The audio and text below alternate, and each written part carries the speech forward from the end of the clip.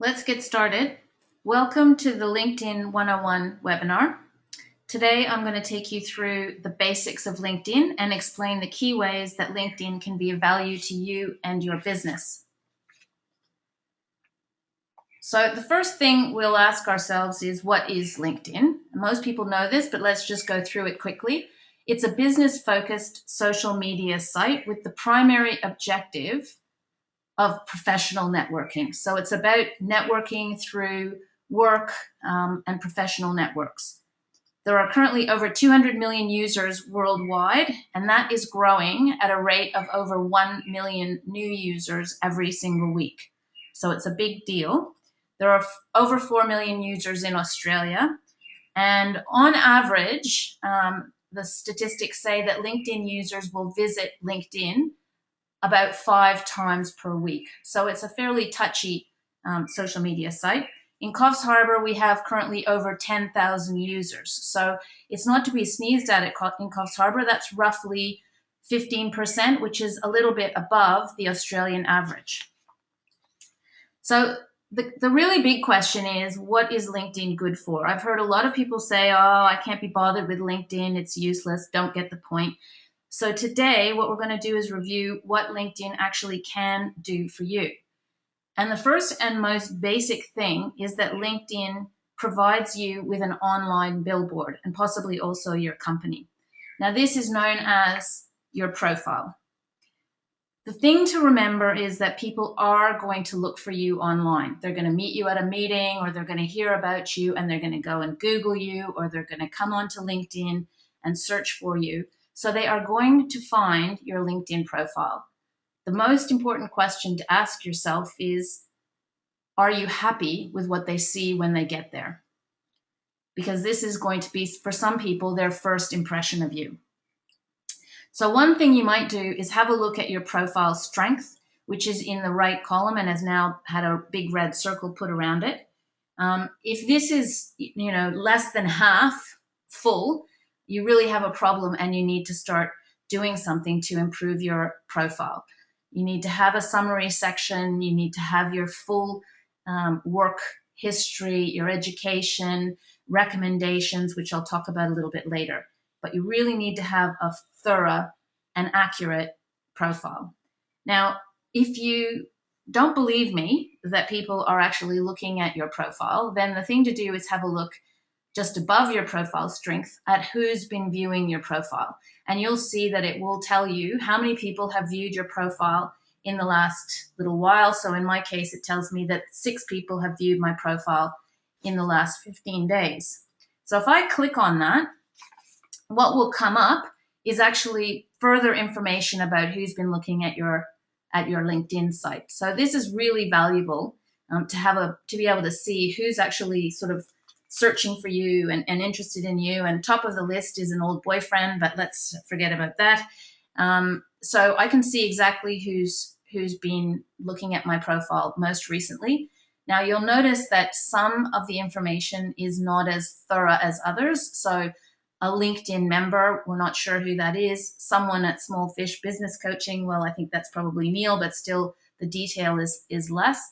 That information has to do with what the other person's privacy settings are. You can get more information if you upgrade to one of the premium packages, but it's not necessary to upgrade to premium if you just want to have a basic idea of who's been looking at you.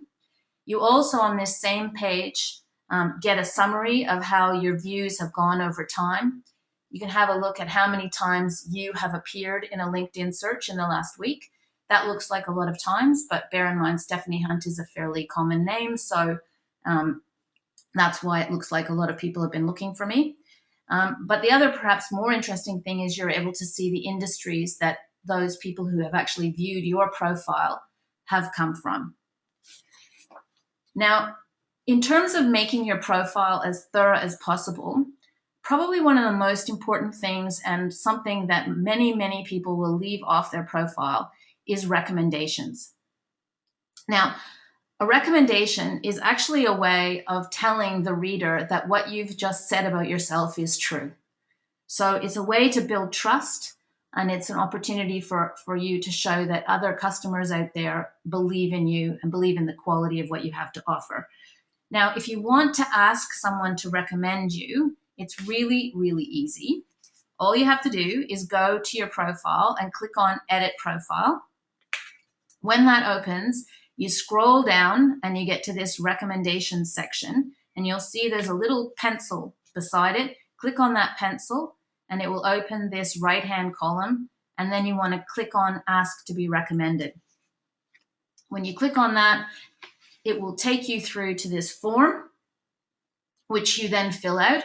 Obviously, it's very important if you're asking for a recommendation that you send a personalized message. Don't just use whatever the stock standard thing is in LinkedIn. Click send, and this message goes off to whoever you've asked to recommend you, saying, will you please recommend me? Once that happens, you'll have a chance to review the recommendation before it goes on your profile. Now, the other thing, which is relatively new with LinkedIn, is endorsements. If you've been looking at your LinkedIn page at all in the last few months, you will probably have been asked to endorse some of the people that you're linked in with. So you'll be aware that this kind of happens almost automatically. The key to getting endorsements is really having the right skills and expertise listed in your profile. So this is another area where it's important to have a really thorough and well thought through profile.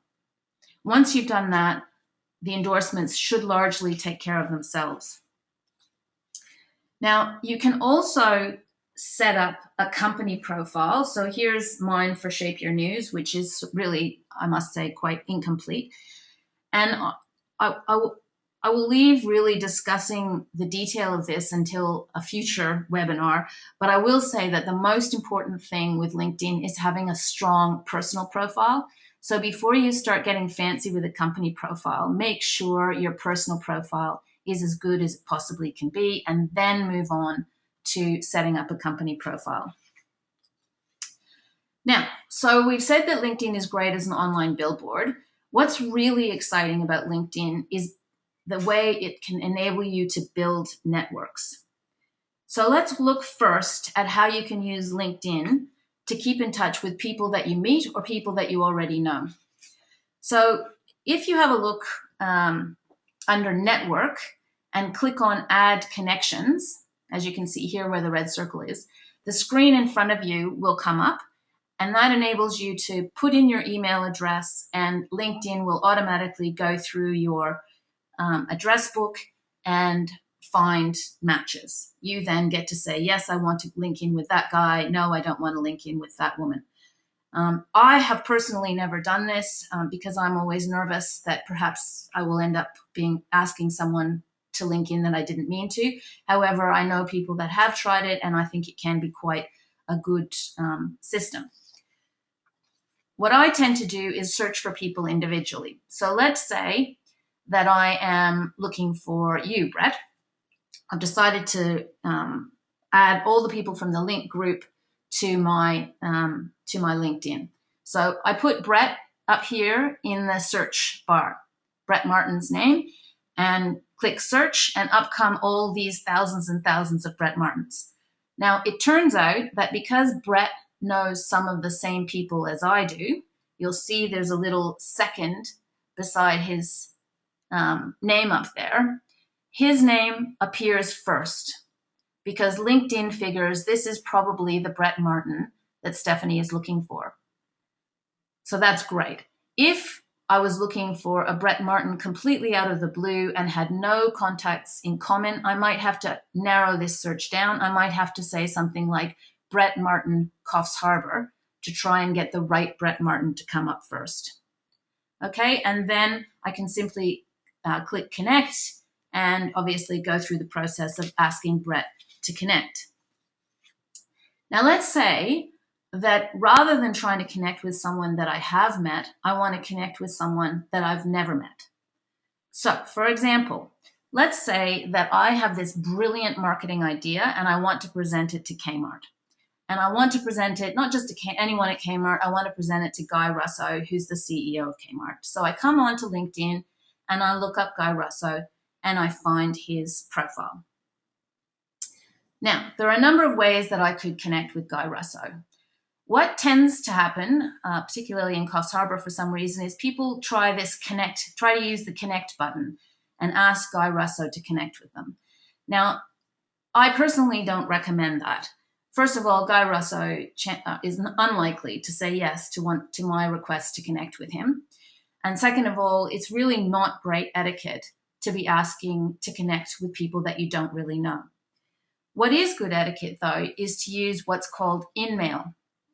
Now, this, unfortunately, is only available if you've got a premium account. So you have to be spending at least $20 a month on your LinkedIn account to be able to send InMail.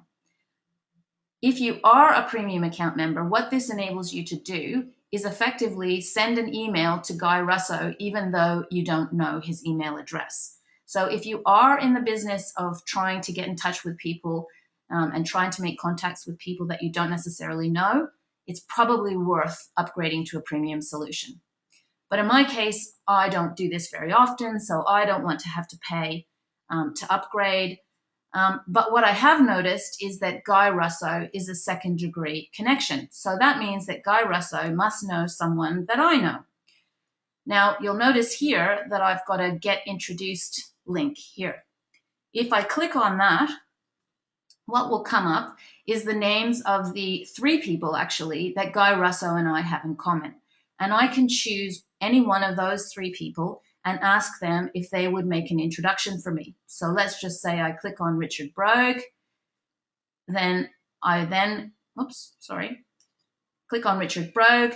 That will then come up with a form that enables me to send a note to Richard saying, hey, Richard, I'm really trying to get in touch with Guy Russo.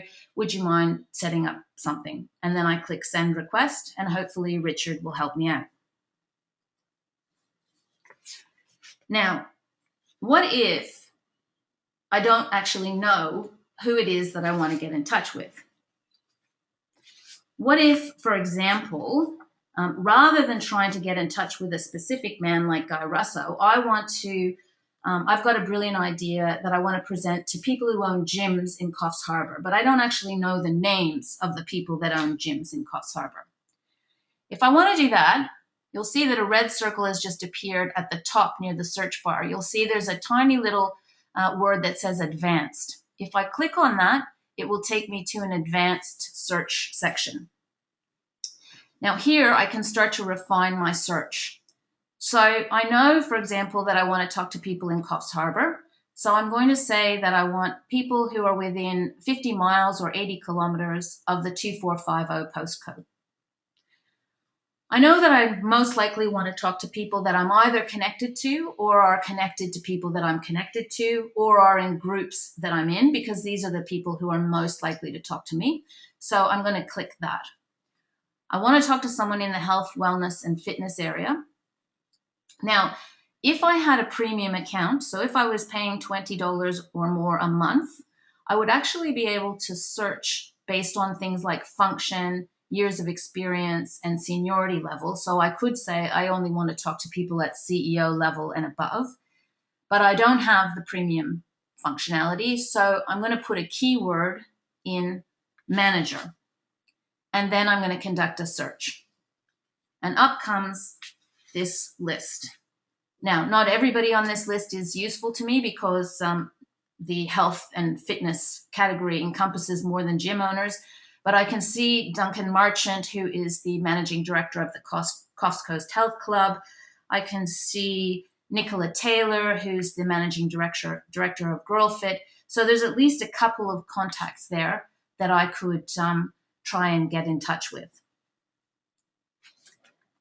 So, as well as being a great online billboard and building your networks, LinkedIn provides a really good way to stay in touch. So you've already built up your networks. What you want to do is keep yourself in front of those networks. Keep people looking at you and remembering, oh yeah, Stephanie Hunt, I remember her. Maybe I'll give her a call, that sort of thing.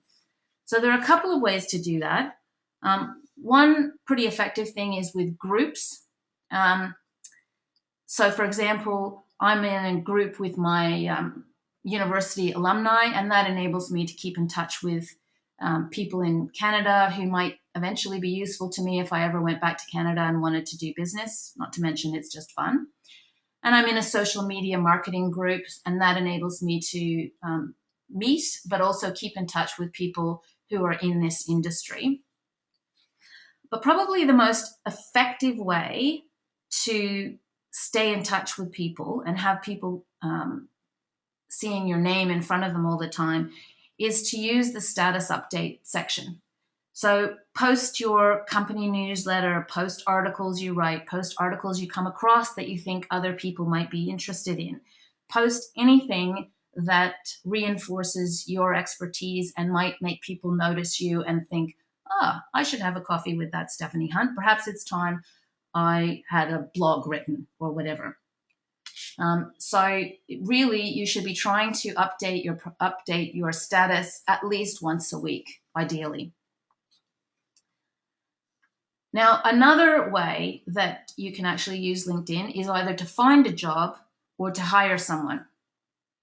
So if it's a job you're looking for, then you can go into this jobs tab at the top here and enter the title. So I'm going to search for marketing manager. Now, I initially started searching for marketing manager in Coffs Harbour, but there weren't any jobs in Coffs Harbour.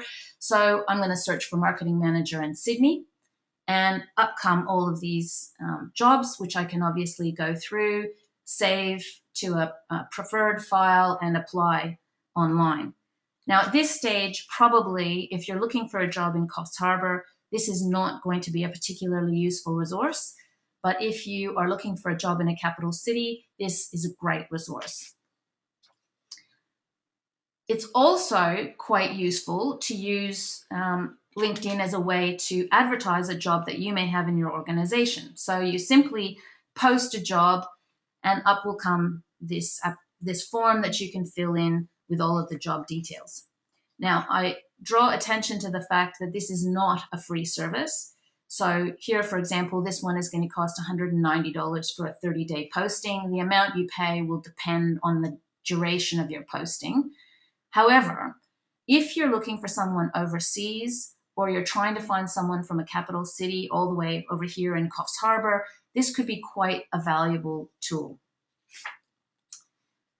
And finally, LinkedIn is pretty good for keeping pace with industry news. So I'm an addict of LinkedIn today. I must say, I find whoever it is that culls these things and finds the interesting stories is very good.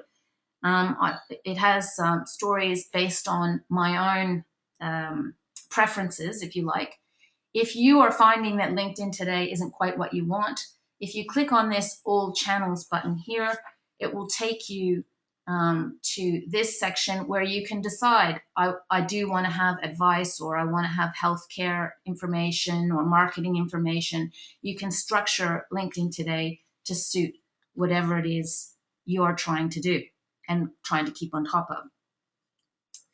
So in summary, and to review what we've done, LinkedIn is a personal online billboard, and it's going to be a personal online billboard whether you want it to be or not. So either don't be on LinkedIn at all, or make sure your profile is up to date and looks good. It's a great, great, great tool for building networks. It's a good tool for staying in touch with those networks once you've built them. It's also useful for finding a job or hiring someone, and for keeping pace with industry news. So that's it for LinkedIn 101. If you want help with your LinkedIn profile or managing your LinkedIn feed, you can call me. So are there any questions? And Brett, you'll have to use the question bar down here if you have any questions.